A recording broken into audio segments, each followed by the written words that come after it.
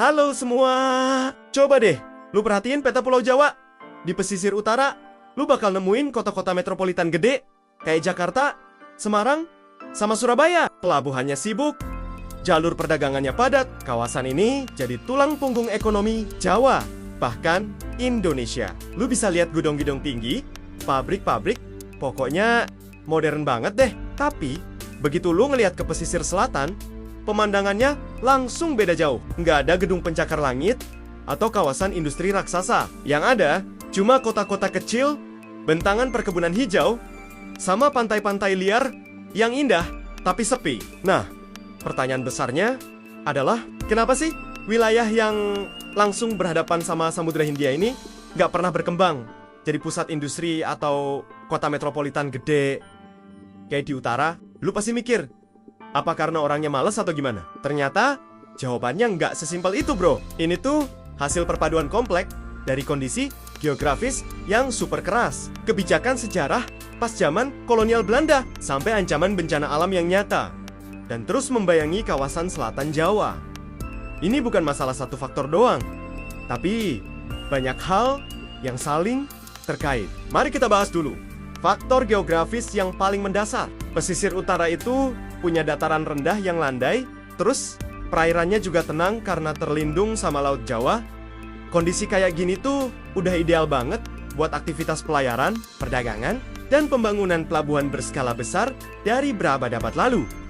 Gampang banget deh buat bangun infrastruktur di sana. Nah, beda banget sama pesisir selatan. Topografinya itu jauh lebih menantang, didominasi sama perbukitan terjal, pegunungan kapur, terus garis pantainya curam dan nggak rata. Karena medannya kayak gini, kalau mau bangun infrastruktur besar kayak pelabuhan internasional, biayanya itu bisa jauh lebih tinggi dan butuh teknologi yang lebih kompleks. Makanya susah banget kalau mau ngikutin jejak utara. Karakter laut di selatan juga unik banget. Dan ini yang bikin bahaya. Kedalaman lautnya itu meningkat tajam, nggak jauh dari garis pantai, terus langsung nyambung ke paling dalam di dasar samudra. Artinya, gelombang besar dari samudra lepas itu langsung menghantam daratan tanpa ada penghalang alami yang bisa meredam energinya. Makanya, ombak di sana kuat banget, arusnya berbahaya, dan risiko buat pelayaran atau bangun infrastruktur pesisir itu tinggi banget. Gelombang besar ini juga jadi alasan kenapa hampir nggak ada pelabuhan alami yang aman di selatan. Coba deh, lu bayangin, kota besar itu butuh pelabuhan buat urat nadinya ekonomi. Di utara, daratan yang menjorok ke dalam itu nyiptain teluk-teluk tenang yang pas banget buat kapal bersandar. Tapi di selatan, garis pantainya cenderung lurus, menghadap langsung ke ombak Samudra Hindia yang rata-rata tingginya 2-5 meter. Kapal-kapal dagang raksasa itu bakal kesulitan banget buat bersandar aman tanpa risiko hancur dihantam ombak besar. Satu-satunya pengecualian cuma kota Cilacap, karena dia terlindungi sama Pulau Nusa Kambangan. Jadi, ada pelindung alaminya. Faktor sejarah juga pegang peranan penting banget, guys. Pas masa kolonial Belanda, fokus pembangunan infrastruktur dan jalur perdagangan itu sepenuhnya diarahkan ke pesisir utara. Kenapa? Karena jalur itu buat rute ke Malaka dan Eropa. Contohnya aja, pembangunan Groot Postweg atau jalan raya pos yang membentang di utara Jawa, bukan di selatan. Karena jalan dan rel kereta api pertama kali dibangun secara masif di utara, otomatis pusat-pusat pertumbuhan ekonomi selama ratusan tahun terkumpul di sana. Akhirnya, selatan Jawa cuma jadi daerah pertanian atau wilayah pertahanan.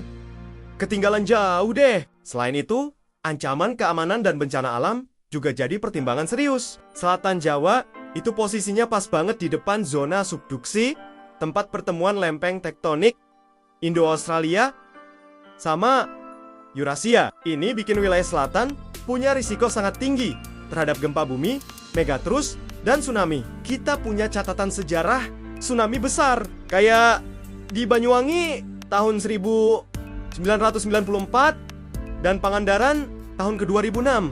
Makanya membangun pusat pemerintahan atau kota metropolitan dengan penduduk padat di zona risiko merah. kayak gini. Itu dianggap langkah yang sangat berisiko buat keselamatan publik. Siapa sih yang mau tinggal di tempat yang selalu dihantui bencana? Secara geologi, struktur tanah di selatan Jawa juga unik banget. Didominasi batuan kars atau kapur. Contohnya di Gunung Kidul. Batuan kapur ini sifatnya sangat berpori. Apa akibatnya? Air hujan itu langsung meresap ke dalam tanah dan mengalir ke sungai-sungai bawah tanah yang super dalam. Ini bikin ketersediaan air bersih di permukaan jadi sangat sulit. Coba lu bayangin, tanpa sumber air permukaan yang melimpah kayak sungai-sungai besar di utara, populasi besar bakal susah banget buat bertahan hidup, apalagi berkembang jadi kota industri. Air adalah kunci. Bro, biaya buat ngangkat air dari kedalaman ratusan meter di bawah tanah karst itu juga sangat tinggi. Makanya, pemukiman di wilayah ini cenderung tersebar kecil-kecil. Nggak bisa jadi kota besar yang terpusat. Tapi, narasi tentang selatan Jawa ini mulai berubah beberapa tahun terakhir. Pemerintah Indonesia mulai melirik potensi wilayah ini lewat proyek Jalan Lintas Selatan atau Jalur Pansela. Tujuannya bukan buat bangun kota metropolitan sekelas Jakarta di selatan, tapi buat ngurangin ketimpangan ekonomi antara utara dan selatan. Jalur Pansela ini diharapkan bisa menghidupkan sektor pariwisata dan logistik skala menengah di sepanjang pesisir selatan. Pembangunannya juga udah didukung sama teknologi teknik sipil modern yang mampu menembus perbukitan terjal yang dulu dianggap mustahil buat dilewatin kendaraan berat. Jadi, udah ada upaya untuk beradaptasi dengan kondisi alamnya. Kesimpulannya, guys, tidak adanya kota besar di selatan Jawa itu bukan sebuah kegagalan. Loh, tapi ini adalah cara alam menjaga keseimbangannya. Pesisir selatan tetap jadi paru-paru dan benteng hijau buat Jawa.